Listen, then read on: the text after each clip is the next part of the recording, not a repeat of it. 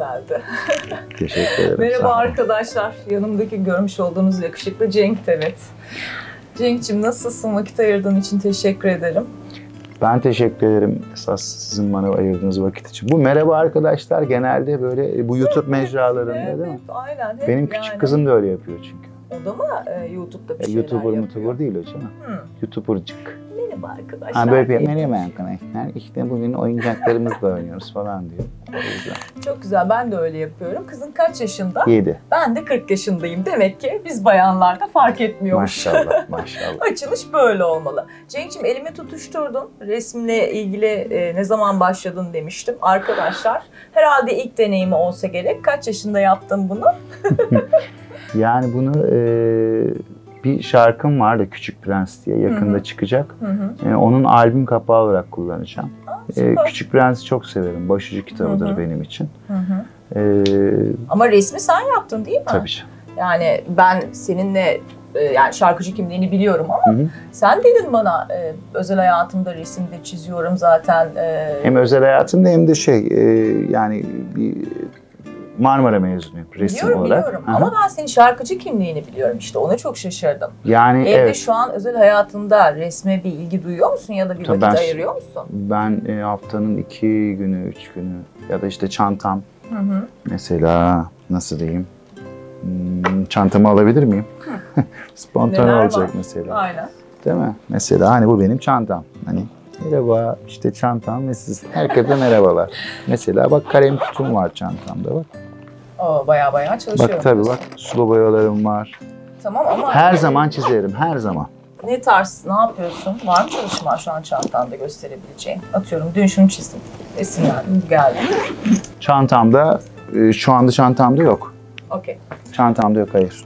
Duvarlarda var bir iki tane. Onları ben zaten bakmıştım. Kızında yetenek var mı? Aynı zamanda çok, babasının kızın da çok tatlı bu arada. Maşallah şimdi resmini gördüm.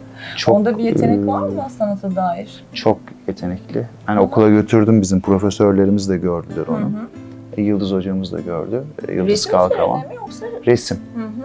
Piyano falan da çalıyor da öyle hani Susam Sokağı'ndaki ding dong masası ayarında ya. Olsun o ilerler canım falan. Senin gibi babası var. Sen desteklersin onu ileride değil mi? Yani ben şöyle bu konularda hep özgür bırakılması gerektiğini düşünüyorum ben. Mesela resimde de sadece bana gelip hani şey diyor mesela hani İşte baba işte kulak nasıl çizilir, göz nasıl çizilir. Ben gayet böyle anlatıyorum. Ondan sonra ama sen nasıl istersen öyle çiz diyorum. Çünkü bence benim hem görsel sanatlarda okuduğum alan itibariyle öğrendiğim ve bu işte duysal sanatlar diyelim, müziğe öyle bir şey uyduralım. Duysal sanatlarda ve edebiyatta yazıyorum çünkü aynı zamanda da. Ben yazar, çizer, okur, boyar. Evet. Bu yani. Instagram'ında da Evet. Şey yazıyor, doçent doktor kent ozanı. Aynen. Ondan sonra sanatta hep özgür bırakılması gerektiğini düşünüyorum. Belirli teknikleri vereceksiniz, gerisini özgür bırakacaksınız. Yani İnsanın yaratıcılığına. Kesinlikle yani hani bir gökyüzünün ne renk olduğunu değil de gökyüzünü boyarken hangi boya yani bir boyayla bir işte tinerin ya da bir terebentinin nasıl karıştırılacağını öğreteceksiniz. Mavi olduğunu bile söylemeyeceksiniz. Müzikte de aynı değil mi? Resimde diyorsun. Ya müzik daha matematiksel diyebiliriz aslına bakarsanız. Ama insanlar tabii matematiksel ama insanlar şeyi karıştırıyorlar. Her şeyden önce bunun kalp için yapıldığını ve ruh için, bütün sanatların ruh için yapıldığını biraz karıştırıyorlar. Böyle inanılmaz rakamları, matematikleri, oradan işte şu ritim, bu ritim. Bunlar sadece müziğin matematiğinin amacı şudur. Gelecek nesillere bir parçanın bırakılması için doğru şekilde kodlanmasını yapan tekniklerdir o. Yani porte üzerinde mesela do, re, mi, fa, sol, la gibi böyle bunları yapıp bunları ileride nasıl bırakabilirim diye bu kodlamalardır yani. Biraz abartıyorlar gibi. Ben her zaman şunu söylerim. Resmin, müziğin, sanatın bir sahibi yoktur. Evet, aynen. Sahibi olmayan şeylerin de otoritesi olamaz. Doğru, ben de katılıyorum. Bence. Kırmızı çizgileri olan duruşu net bir adamsın. Türkiye'de yaptığın müziğin değer bulduğuna inanıyor musun? Kendini kıymetli hissediyor musun? Şimdi şöyle, egolarım çok fazla okşanmıyor olabilir. Yani binlerce insana söylemiyor olabilirim. Ama şöyle bir durum var. Ben eğer 22-23 seneden beri şarkı söyleyip, sadece şarkı söyleyerek hayatımı sürdürmüş, belirli bir şeylere sahipsem, ne bileyim işte bir evim, bir dükkanım, bir arabam varsa demek ki değer görüyordur. Ama az bir kesim olsa da değer görüyordur yani. Bence çok değer görmeli ama sen de biraz kendini sanki arka plana atıyorsun. Yani çok ünlü olma gibi bir davan olmadı.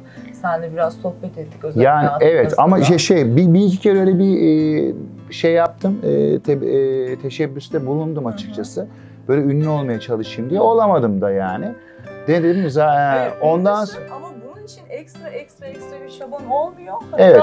Çok daha kendini farklı bir çizgide götürmeye çalışıyorsun. Ya şimdi farklı bir çizgi derken şimdi...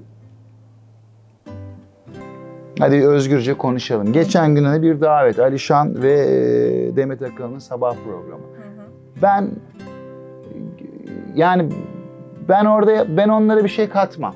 Evet. Hani onları başka tür, yani onları böyle aşağı görüp ya da onları çok, yani ben onlara yetişemem ya da ben onlarla ne yapayım ya, ben öyle bir şey değil. Ben oraya yani uyum sağlamıyorum yani, hani olmuyor. Aidiyet duygusu hissetmiyorum bazen. Ya etmiyorum. Onlara da gitmiyorum, katılmıyorum. Yani evet benim duruşum belli, yaptığım evet, müzik belli. Bu tarz insanlarla iyi olmasın diyorsun. Çok teşekkür ederim bu arada. Benimle röportaj yaptığına göre aynı çizgideyiz demek sevindim.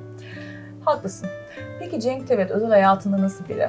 Yani biz seni sahnede biliyoruz, burada da biliyoruz, buradan da bahsedeceğiz şimdi biraz sonra. Ben özel hayatımda ben ailemle, kızımla, abimle, şununla bununla vakit geçirdim. Bunu da hiçbir zaman sosyal medyada paylaşmam. Özel hayatımı da çok paylaşan bir adam değilim. Evet biliyorum ama atıyorum. Yani yediğim yemeği de ya da işte günümün 4-5 saati gene evde de stüdyom vardır, atıyorum müzik yapmakla geçer. Ben ya da kedi gibi yatıyorum ya. Sokaklarda dolaşmayı bayılıyorum. Kedi gibi yatıyorsun. Kedi gibi yatıyorum vallahi ben. Adı da başında seni seviyordur o zaman. Yok o hiperaktif evet. O biraz hiperaktif ablası. O hiperaktif bir çocuk. Ben böyle yatan bir adamım ya, Garfield gibi. Onun için kalkıp ama ayağa kalktığımda boşa kalkan bir adam değilim çünkü ben. Bir anda kuruyorum ve yaptığım... Ya kalkıp resim yaparım, ya bir müzik kaydı yaparım, ya gidip cep telefonumla işte sağda solda fotoğraflar, videolar çekerim, ya bir içerik üretmeye çalışırım. Devamlı bir şeyler yaratıyorsun. Bir anlamı olsun. Kalkıp da boş ayakta dolaşmıyorum. Evet yani müziklerini yaparken böyle şeylerden mi ilham alıyorsun? Nasıl oluyor? O ilham nereden geliyor?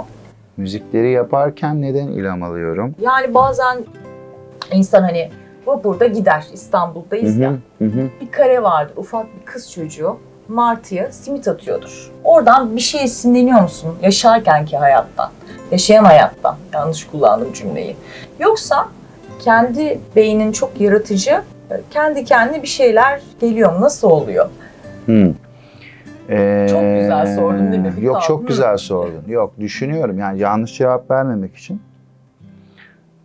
Tabii ki dışarıdaki şeylerden etkileniyoruz ve bunları betimleyip bunları öznelerini, yüklemlerini ayırıp aradaki temalarını alıp biz kendimiz yüklem ve özne koyuyoruz. Şahısları biz yerleştiriyoruz. Olayları biz betimliyoruz, yerleştiriyoruz. Arada aldığımız şeylerle bir şarkı yazıyoruz ya da bir yazı yazıyoruz. Mesela en son ben arabayı bıraktım. Vapura binmeyi çok severim. Dedim vapura bindim. Onun böyle arkada hani köpükleri vardır ya giderken vapur. Evet, işte bundan mesela onu mesela hani böyle şey gibi umutlanıp hayal kırıklığına uğrayan insanlar gibi düşündüm bir an. Öyle bir şey geldi aklıma, böyle köpükler böyle köpürüyorlar sonra sönüyorlar, geride kalıyorlar gibi düşündüm. Senin de hayal kırıklıkların oldu mu hayatta? Hayal kırıklığım yok diyen yalan söyler. Peki Beşiktaş'a yeni bir soluk getirdin. Geçen hafta zaten getirdik mi gerçekten beraber getirdik bence yani. Biz bize mi getirdik acaba? Biz bize getirdik ama kendi kendimize söylüyoruz. Ama senin sloganın zaten eş dost gelsin. Hani beni bilen kişiler sahneme gelsin. Bizi bilenler gelsin. Aynen. Yani biz Bence de geliyorlar yani. İyiyiz ama tabii biliyorum malum olaylar var. Eğer bir şey olursa herhalde kulağımızın pasını silmek için belki bir canlı falan düşünürsünüz ekipçe. İnşallah. Instagram'ı biliyorsun. 12'ye kadar yapıyoruz. Biliyorum. 12'ye kadar yapıyoruz. Ama bir şey olursa işte mesela atıyorum dediler 14 gün kapalısınız, çıkmıyorsunuz çünkü bu virüs çok cortladı. Yatarız evde ya. Yatma abi işte ya, kulağımızın pasını silin yani, yapın bir şey. Canlı yayın mı yapalım? Canlı, aynen. YouTube olur, Instagram olur. Daha önceden de konuşmuştuk yani, bence çok da sevinir hayranlarım. Hayranlarım yok benim ya. Var senin. Fanlarım ya da onlar canlar. Sen öyle şey yapmayı dile getirmeyi sevmiyorsun. Hayran dedim, hem hayran olacak, estağfurullah. Birçok sevenin var yani. Müziklerinden hoşlanan var. Beğenenlerin var. Hepsi aynı zaten. Sen niye şimdi ona öyle oluyorsun ki? Ya Peki, işte bir şey bu. söyleyeceğim. Bu akustikhane projesi çok güzel ama nasıl kafanda oluştu?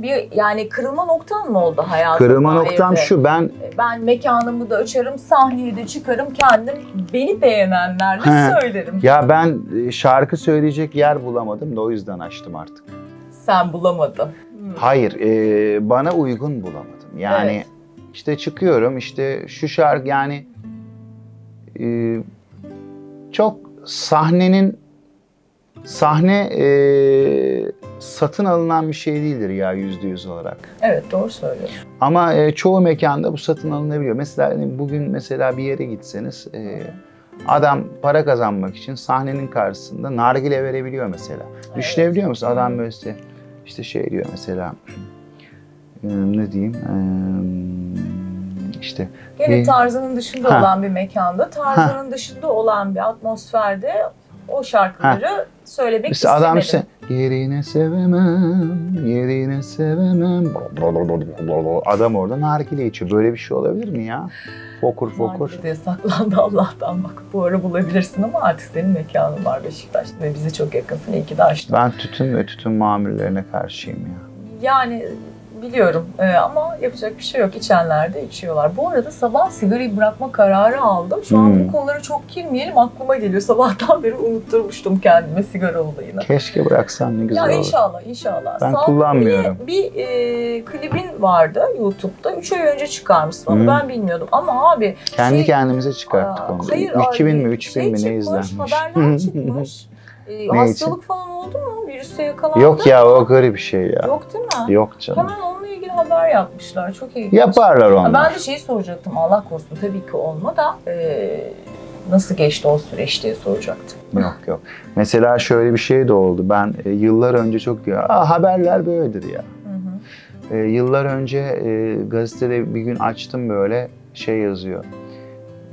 O zamanlar yarışmaya katılmıştık bir yerde. Cenk Devetoğlu memleketinden gelince hemen açıldı, İstanbul alemlerine takıldı. Hani böyle sanki ben Artvin'den gelmişim de şarkıcı olmuşum. Bir Beyoğlu'nda görüntülenmişim. Öyle abiler yazıyorlar ya, kalem bedava. Aynen. Seviyor musun peki böyle haberleri, asparagas? Yani yoksa tepki gösteriyor musun? Atıyorum. Ya bazen çok sinirleniyorum ya. Cevap vermek istiyor musun onlara? Cevap vermek istiyoruz. Bazen cevap verme fırsatı da vermiyorlar bize. Bunlar ne olacak? İçinde kalacak. Yani şimdi... Müziği döndür, sözleri döndür. Çok güzel, bak daha güzel cevap vermiş onlar. Ben şimdi zaten son zamanlarda aklımda bir proje var ama bakalım. Bahsedebilir misin? Tabii. Sokak Sound. Süper.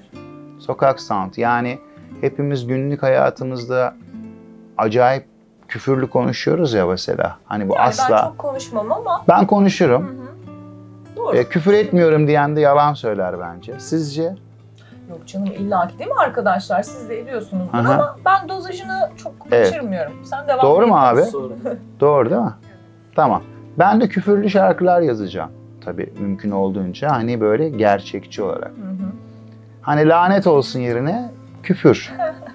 Çok iyi. Salgından sonra başka bir şey düşünüyor musun? Hemen kapattık onu. Aynen, konuyu kapattım. Çok iyi. Konuyu kapattım. Yap, ondan sonra tekrar konuşuruz. Onu konuşamayız. Onu yayınlayabilecek kimse yoktur. Ben yayınlayacağım. Peki, söz tamam. veriyorum. Tamam. Sonuçta bu YouTube kanalı bir şey olmaz. Tamam. Seve seve. Sen yap da. Tamam. Sokak Sound'u küfürlü. Ben yayınlayacağım. Küfürlü şarkı yani.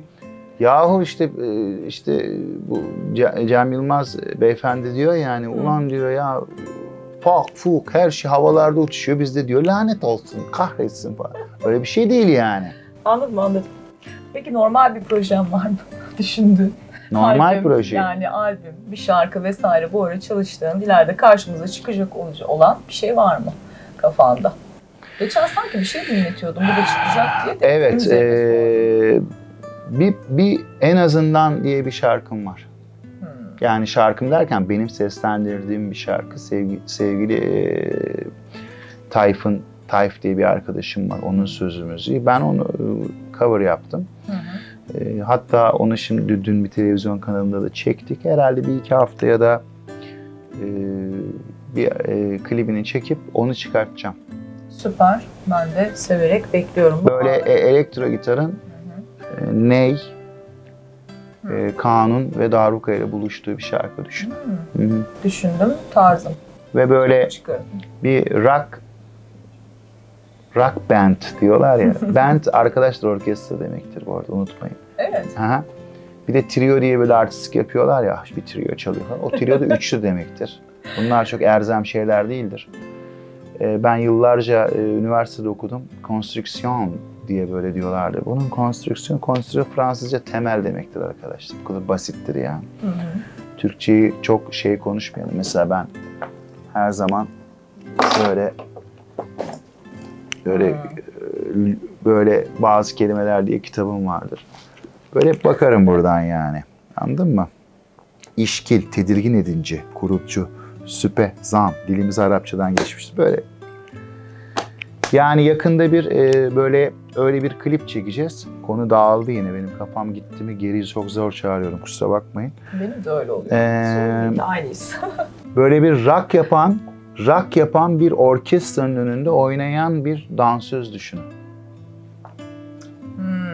Darbuka. Tereciye tere satmanın gereği yok. İngilizlere gidip rock, Amerikalılara blues yaparsan onlar gülerler yani. Doğru, haklısın. Böyle Türkçe şarkı bize sempatik gözükmek için Türkçe şarkı söyleyen tipler vardır ya, böyle konsere gelirler mesela hani. Aynen. Hani şöyle bak. Gözlerinden son bir bulut gül pembe. İşte bunu biz yapınca da o arkadaşlar öyle geçiyor. O yüzden siz Bozkır'ın tezinesinden, Neşet Ertaş'tan, Aşık Veysel'den, Dede Efendi'den, Hüsniye'den asla vazgeçmeyin. Tamam, aynen tabii ki. Bence de arkadaşlar dinleyin. Peki bu yeni nesil şarkıcılara ne diyorsun? Senelerde müzikle ilgileniyorsun. Ne güzel şarkı söylüyorlar ya. Emin misin? Ben müzik kimsenin malı değil ya. Karışmam diyorsun. Herkes istediğini yapar Geçen ya. ben bir tane baktım. Evde de hatta eğlendim o parçayla ama. Neymiş? Çiki Çiki Baba diye bir kız söylüyordu. Tamam, ne güzel. Yani, çok ilginç. Ya Çiki Çiki Baba diye bir müzik yapılır. Senden benden fazla takipçisi var. Ya olsun, fark yani. Senin düşünceni almak istedim bu konuyla ilgili. Yani senden benden çok takipçisi var. Dünyada da birçok anlamayan var değil mi müziği? Anlamayan, müziği anlamak zorunda değildir insanlar ya. Bakın. Ama bence biraz bir background gerekiyor yani. Ya hiç gerekmez. Herkes caz dinlemez. Dinlemesin. Caz da matah dinlemez. bir şey değil ki zaten. Ya ama olabilir, sen onların hepsini bir karma yapıyorsun. Mesela ne güzel bir müzik çıkıyor. Ben bayılıyorum. Ama işte bu işte bitti. Yani bu çok iyi. Böyle bir şey yok ya. Böyle bir şey yok ya. Peki genç nesile? Değişik. Genç nesile söyleyeceğim şey şu. Değişiklikleri denesinler. Peki sanatla ilgileniyorlarsa çocukluklarını nasıl bir yol izlesinler? Müzikle ilgileniyorlarsa ne yapsınlar? Okulunu mu okusunlar, seyahat mi etsinler, yürüsünler mi, koşsunlar mı? Nasıl bir yol izlesinler? Hiçbir şey bilmiyorlar ama çok okuyan mı bilir, çok gezen mi? Olmak istiyor. Çok okuyan mı, çok gezen mi? Hepsini yapan bence. Tamamdır. İşte cevap buydu. Çok gezmek de değil, çok okumak da değil. İkisini de eşit ölçülerde hiçbir zaman kibir yapmadan, insanların yaptıklarını dinleyerek, yermeden, eleştirmeden. Çünkü insanın en büyük düşmanı kibir. Evet, aynen. Egosu ve kibiri olduğunda kendini ilerletemiyor. Yani hoş durmuyor. Senin iki yanlış bir doğru etmez yani. O çok kalitesiz müzik yapıyorsa ya, sen ona çok kalitesiz müzik yapıyorsun diyorsan, sen de ben asla senin için demiyorum. Ben asla cazdan başka hiçbir farkın yok ya senin ondan. Ben zaten bir şeyler. Sen de böyle kapalı bir konservesin. O da bizden hiçbir nane olmaz. Aynen. Hiçbir olmaz. İşte sokak müziğinde işte o aradaki hiçbiri dolduracağız. Evet, dolduracaksın. Ben seni özel hayatımda 1-1,5 aydır daha iyi tanıyorum. Hiç kibrin yok, egon yok, hiçbir şeyin yok. Yani bunlar nasıl oluyor? Çünkü herkesin bir nebze, biraz da olsa olur. Ben sende hiç görmedim ya. Nasıl bakıyorsun hayata? Ben Mevlana'yı okuyorum. Mevlana'yı seviyorum. Mesnevileri biliyorum. Ben oradan yani her şeyin zehir nedir? Zehir seni öldürebilecek bir şeydir. Tamam, zehir her şeyin fazlası zehirdir. Bitti. Ama azı da yok. Onu diyoruz işte. Azı da yoksa bakın her nefes aldığımıza dua edelim. Kibir olup ne olacak ya Allah aşkına ya. Şunu Çok 20 fazla sene ya. daha yaşarız gideriz. Arkadaşlar ben Cenk'i çok seviyorum. Siz de eminim çok seviyorsunuzdur. Biz onunla daha sohbet edeceğiz ama ben bu videoyu burada bitirmek istiyorum. Çünkü ondan güzel bir müzik dinlemek istiyorum. Sizi seviyorum. Bu videoyu siz de beğendiyseniz bana abone olmayı unutmayın. Görüşürüz. Kanalıma abone olmayı unutmayın. Herkese merhaba arkadaşlar.